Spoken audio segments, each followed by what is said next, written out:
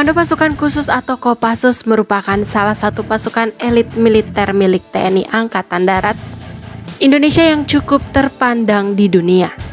Beberapa hari yang lalu Panglima TNI Jenderal TNI Agus Subianto mengecek dan melihat secara langsung kondisi real kesiapan prajurit Kopassus yang berada di markas Kopassus Cijantung.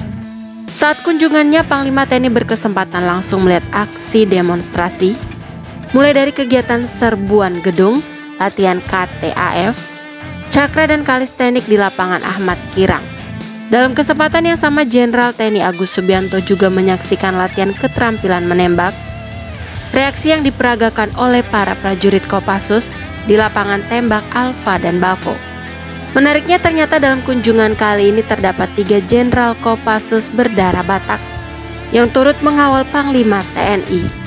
Ketiga Jenderal Kopassus berdarah Batak ini ternyata memiliki rekam jejak yang cemerlang. Salah satu perwira tinggi Kopassus berdarah Batak yang turut mendampingi Panglima TNI adalah Kepala Staf TNI Angkatan Darat Jenderal Maruli Simanjuntak. Beliau terlihat selalu berada di sebelah Panglima saat memeriksa peralatan tempur dan amunisi milik Kopassus. Selain Jenderal Maruli, nampak juga Panglima Komando Wilayah Pertahanan 3, yakni Pak Richard Taruli Horja Tampu Bolon. Legend Richard juga termasuk jebolan Kopassus yang cukup gemilang.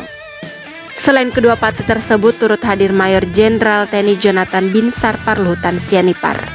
Berhubung beliau menjabat sebagai asisten latihan Kepala Staf Angkatan Darat, jadi tidak heran kalau Majen Binsar juga ikut menemani Panglima TNI di markas Kopassus. Untuk diketahui bahwa ketiga putra Batak tersebut dibesarkan dari Baret Merah Kopassus. Jenderal Maruli pernah menjabat sebagai Dan Grup 2 Para Komando, Legend Richard pernah menjabat sebagai Dan Grup 3 Kopassus, dan Majen Binsar pernah menjabat Dan Grup 1 Kopassus.